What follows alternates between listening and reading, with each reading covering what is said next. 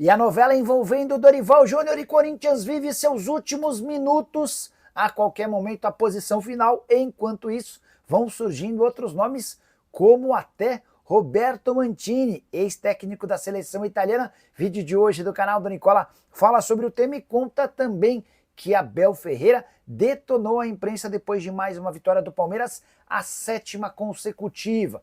Quero te explicar sobre um gasto de 25 milhões de reais a mais do futebol do São Paulo no primeiro trimestre, em relação àquilo que havia sido orçado. Para completar, o Red Bull Bragantino tomando uma decisão sobre Juninho Capixaba. E Thiago Mendes pode pintar no Galo? Fala ainda sobre o Cruzeiro em enorme crise. Pode haver dispensa, demissão ou afastamento? Para completar as últimas do mercado, bastidores, finanças e uma excelente notícia sobre o Vasco.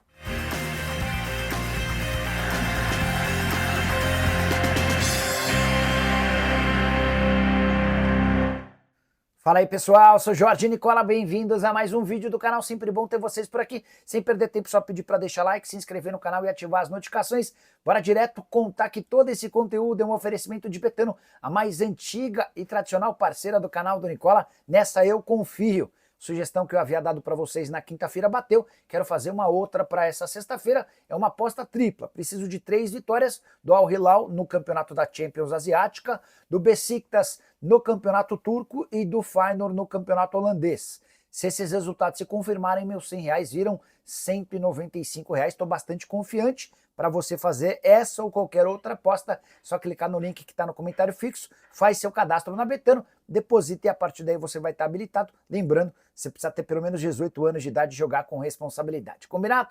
Bora começar o vídeo com aquele tradicional giro de notícias. E a primeira informação é de que já são 52 mil ingressos vendidos para Flamengo e Corinthians. Jogo do domingo, 4 da tarde, no Maracanã. Torcida do Corinthians já esgotou seus ingressos, mas é a torcida do Flamengo quem promete dominar a festa. Por falar no rubro-negro, eu queria contar que o Central Córdoba venceu o Deportivo Táchira na noite dessa quinta-feira e abriu 3 pontos de vantagem em relação ao Flamengo na liderança do grupo na Libertadores. Nova classificação tem o Central Córdoba da Argentina com 7 pontos, a LDU com 5, o Flamengo com 4 e o Deportivo Táchira ainda não pontuou. Já o Bahia venceu o Atlético Nacional da Colômbia por 1-0 dentro de casa e assumiu a liderança do Grupo da Morte na Libertadores com uma observação importante. O Bahia fez 10 jogos como mandante em sua história na Libertadores e nunca perdeu. Para completar o giro de notícias, contar que o Valladolid, time de Ronaldo Fenômeno na Espanha, está rebaixado para a 2ª divisão e com várias rodadas de antecedência esse decreto da queda para a 2ª divisão aconteceu depois de goleada sofrida para o Betis nessa quinta-feira. A saideira do giro de notícias, o Manchester United encaminhou a compra de Matheus Cunha do Wolverhampton, operação de 473 milhões de reais, e essa informação você soube primeiro algumas semanas atrás no canal do Nicola. Bora falar agora sobre uma excelente notícia no Vasco. O Cruz Maltino anunciou ao longo das últimas horas a renovação do contrato do atacante Ryan. Só 18 anos de idade, o vínculo foi prorrogado por mais uma temporada. Acabaria em dezembro de 25 e foi estendido até dezembro de 26. Essa notícia é muito boa, porque o Ryan tinha propostas de clubes do Brasil e também do exterior e a partir de julho já poderia assinar um pré-contrato para se mandar de graça, sem render qualquer centavo ao Vasco. O Ryan e seu pai fizeram valer todo o reconhecimento ao Vasco, clube que o recebeu quando ele tinha apenas 6 anos de idade. O Ryan passou por todas as categorias de base, foi formado como atleta e como cidadão pelo Cruz Maltino, até por isso o reconhecimento e a renovação de contrato. Esse novo contrato nem deve chegar até o fim. A tendência é que o Ryan seja negociado na metade do ano diante de uma grande proposta, jogador que foi bem no Sul-Americano e estará no Mundial Sub-20 vestindo a camisa da seleção brasileira. Só para completar sobre o atleta de 18 anos de idade, atual temporada de 12 jogos e 3 assistências, ele só não jogou mais porque esteve servindo a seleção do Sul-Americano. Hora de falar sobre o Cruzeiro em crise total e absoluta, especialmente depois de mais uma derrota na Sul-Americana, tropeço por 2-1 contra o Palestino no Chile. São 3 jogos e 3 derrotas, praticamente sem chance de brigar por classificação para a próxima fase. A grande pergunta que fica é, vai haver dispensa, demissão, afastamento? ida para o banco de reservas? Fiz essa pergunta para uma pessoa do Cruzeiro na manhã dessa sexta-feira e posso garantir que ainda não há uma decisão tomada. Ao longo da sexta, uma série de reuniões devem acontecer para debater sobre os temas. Dá para cravar que a dispensa de Leonardo Jardim está descartada. O dono da SAF do clube, o Pedro Lourenço, entende que o técnico português encontrou um jeito para o time jogar, mesmo levando em consideração que a derrota para o Red Bull Bragantino deu uma esfriada depois daquela vitória por 3-0 contra o Bahia. O time que enfrentou o Palestino na noite dessa quinta-feira pela Sul-Americana, completamente diferente da equipe que vinha jogando no Campeonato Brasileiro. Não se descarta a possibilidade de o Cássio virar reserva, até porque o entendimento dentro do Cruzeiro é de que o Cássio tem falhado muito mais do que deveria. Ele teve culpa, pelo menos no segundo gol do Palestino, e já havia falhado em outros lances. A demissão do CEO do clube, Alexandre Matos, segue em pauta. Em relação ao afastamento de jogadores, isso vai ser debatido internamente e se houver uma conclusão positiva, a gente pode noticiar ao longo do dia a saída temporária de atletas do time principal. Hora de falar sobre o Clube Atlético Mineiro. Thiago Mendes, volante que está quase livre do seu contrato no Al Rayyan, interessa ao Galo? Levei essa pergunta por um dirigente do Atlético. Antes de trazer a resposta, deixa eu só contextualizar. O Cuca vem exigindo a contratação de um primeiro volante. Até por isso, vários nomes surgiram nos últimos dias, entre eles de William Arão. Posso contar que o Arão teve seu nome debatido internamente, mas não há um consenso. Em relação ao Thiago Mendes, volante de 33 anos de idade, na mira e em negociação com o São Paulo há pelo menos um ano, também foi especulado no Atlético no início dessa temporada. O contrato do Thiago Mendes no Al Rayyan se encerra em junho e ele já pode assinar um pré-contrato para chegar de graça a partir do dia 2 do sexto mês desse ano. Mas a resposta que eu obtive em relação ao Thiago Mendes foi, abre aspas, temos que achar um volante jovem e top. Dessa maneira, acho que dá para entender que o Thiago Mendes está longe de ser uma prioridade. Se o Galo não conseguir encontrar esse atleta mais novo, com capacidade física, vigor, para cobrir várias posições, aí sim pode-se discutir a oportunidade da contratação de um jogador mais veterano. Para falar agora sobre Juninho Capixaba, uma informação super importante. Havia contado para vocês na semana passada, depois de uma conversa com o empresário do Juninho, Adriano Espadoto, que 4 clubes da Série A pretendiam a contratação do lateral esquerdo de 27 anos de idade. Flamengo, Palmeiras, Cruzeiro e Atlético Mineiro. E a atualização importante vem agora. O Red Bull Bragantino se reuniu com o Adriano Espadoto e deixou bem claro que não vende o jogador em hipótese alguma na janela da metade do ano. Os planos do Red Bull Bragantino são de ficar com o Juninho pelo menos até dezembro. No fim da temporada, aí sim pode-se estudar alternativas de transferência. Juninho, que pediu para ser negociado no início desse ano, quase foi envolvido numa troca com o Cruzeiro pelo lateral esquerdo. Marlon também se conversou sobre uma troca no Palmeiras com o Vanderlan.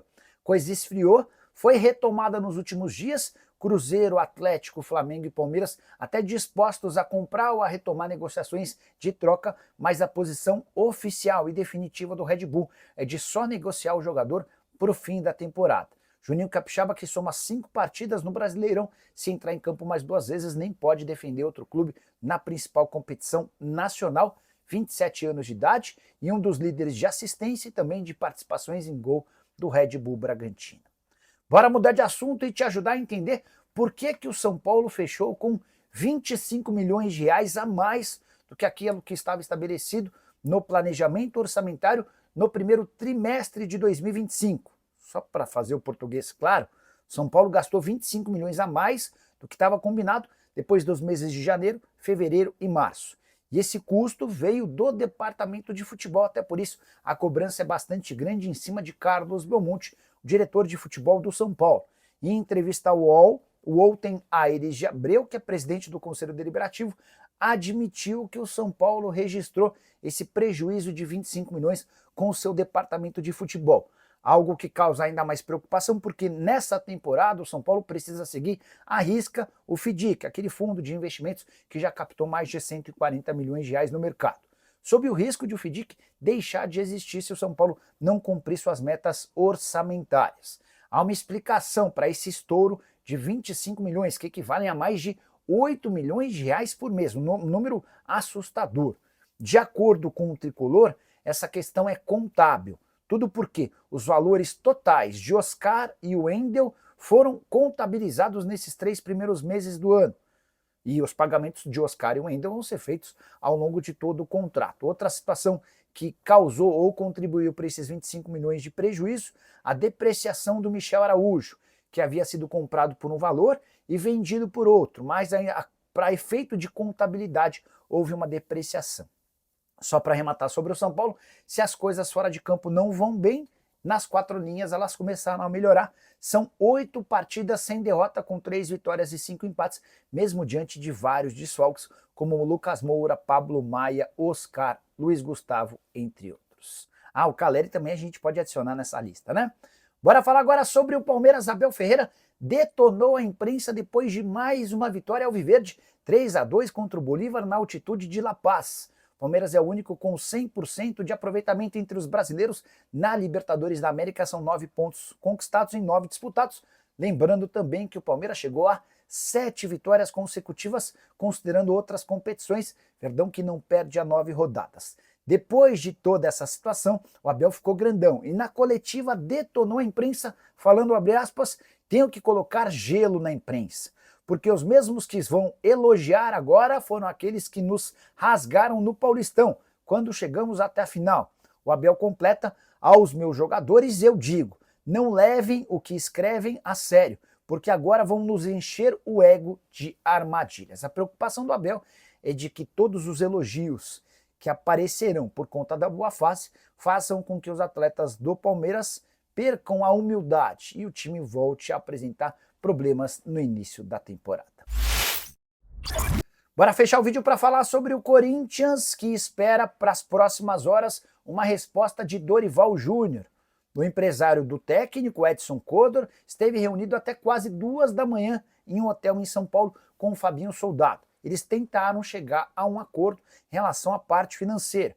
Posso contar que ainda há uma diferença grande entre aquilo que o Dorival pede e que o Corinthians oferece, mas o Corinthians estabeleceu como data final para um acerto ou não essa sexta-feira. Agora o Corinthians espera por uma posição do Dorival Júnior, que está em Florianópolis. Se ele aceitar, deve embarcar rumo a São Paulo nas próximas horas e começar a trabalhar com o timão. Caso contrário, já existem até outros nomes. Luiz Castro é defendido pelo Igor, que é um empresário do ramo dos transportes que havia aparecido no cenário político do Corinthians como investidor da campanha do presidente Augusto Melo, colocou bastante dinheiro e depois também ajudou com contratações de atletas, entre elas Mateuzinho e Pedro Raul. O Igor tem feito esforços e pressão nos bastidores para que o Luiz Castro seja o técnico contratado. Também surgiu nas últimas horas o nome de Roberto Mancini, 60 anos de idade, italiano, já foi técnico da seleção da Azzurra e também seu último trabalho na seleção da Arábia Saudita, está desempregado desde o ano passado. Como é que o Mancini surge nos noticiários corintianos? É que nessa quinta-feira, na vitória por 1-0 contra o Racing, o César Rodrigues, que já foi lateral do Timão e hoje é um dos agentes do Roberto Mancini, esteve na Neoquímica Arena e sugeriu a contratação do treinador.